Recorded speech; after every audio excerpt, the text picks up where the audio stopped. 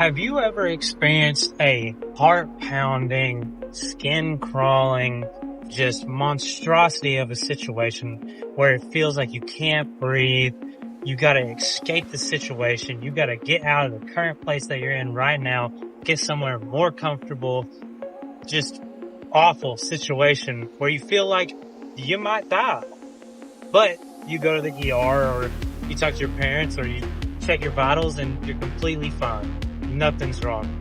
Well, you might be experiencing a panic attack.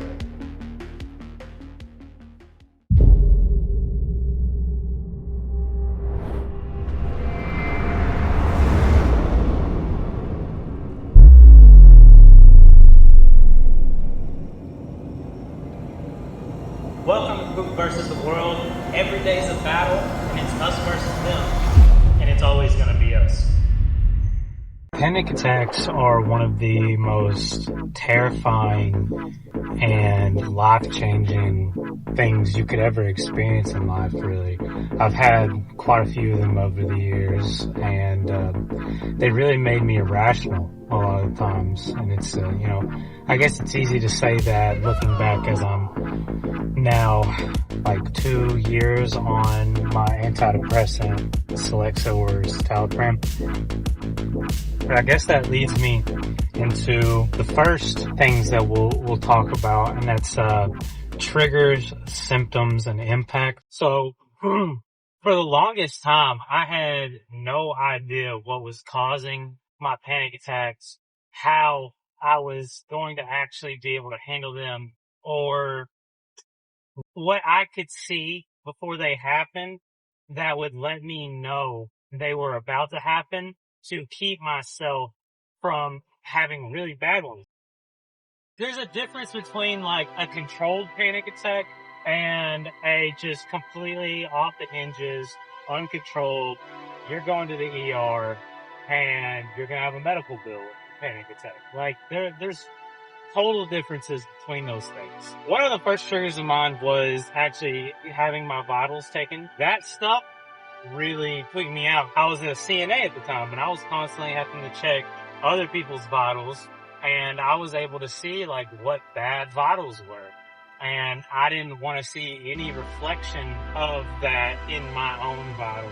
Another trigger of mine was my Apple Watch would tell me what my heart rate was, and I was stupid at the time, and so I didn't know what range of heart rate should be for what exercise, resting, or whatever. So I would see like my heart rate would be low, and I'd be freaked out because I thought it was too low. Or I would see that my heart rate was high, and I'd be freaked out because I thought it was too high.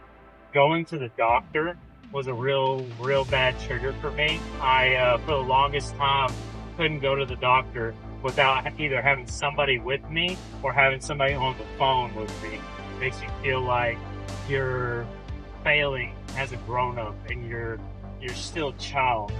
And I don't know about anybody else, but for me as a man, it's not very fun feeling like you're still a child at some parts.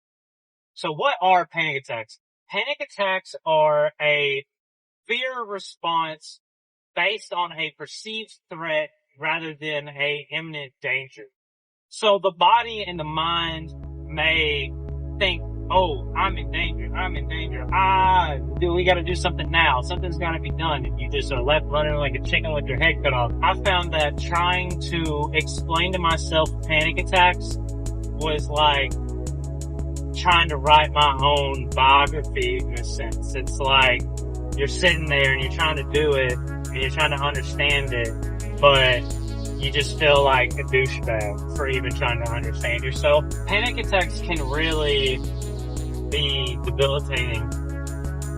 Especially, they can be debilitating for people who already have depression and anxiety and stuff like that, Because if you're already feeling down, feeling like you can't operate as a human is not going to help you feel like you're more of a human.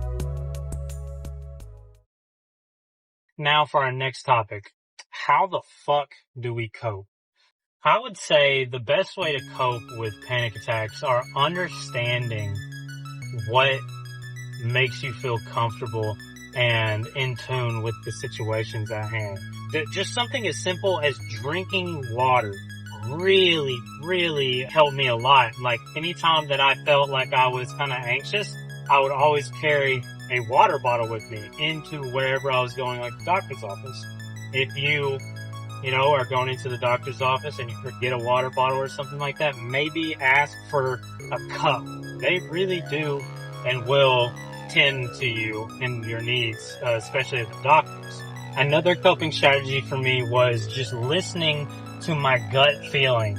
If my gut feeling was telling me, oh, this is a bad situation that I'm in, this is a bad scenario, I need to, whether it be get another job or get out of this scenario or not be friends with these people who I'm friends with, then I need to do those things. One of my favorite coping strategies was just holding somebody's hand.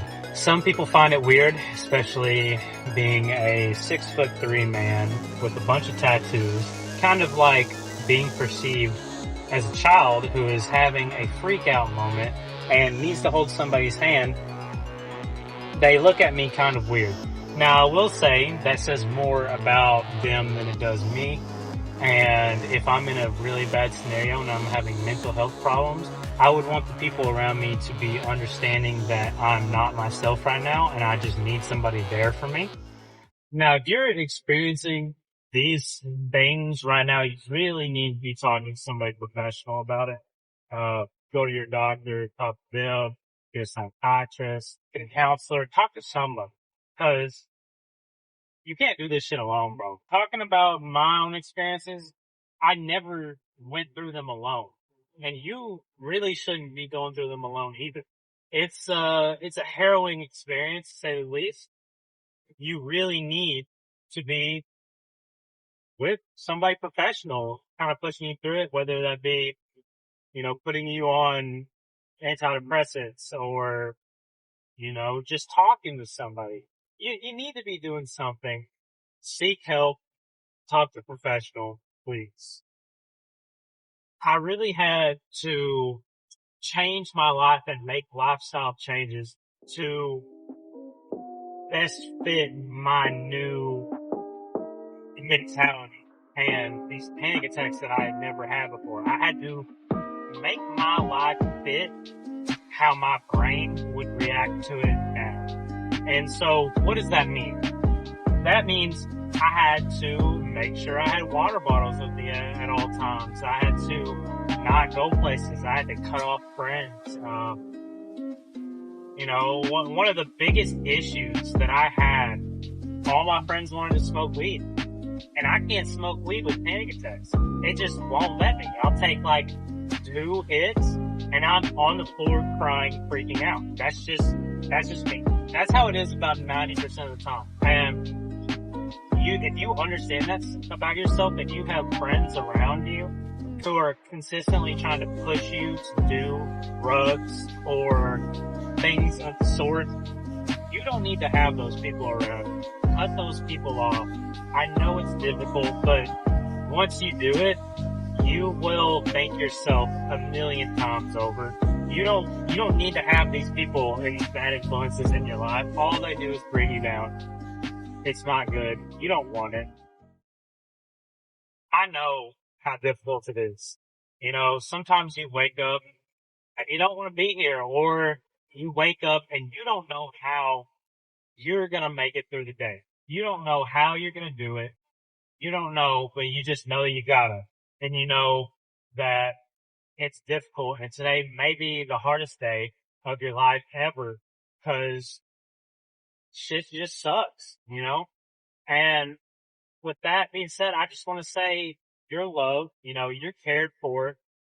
If you ever need somebody to reach out to, I will try to respond to all the comments, everything like that. I hope y'all enjoyed this video. I hope something out of this truly helped you to understand yourself better or maybe understand your condition better. I just want to say that I love you. I hope you all have a blessed day and peace. Don't commit suicide.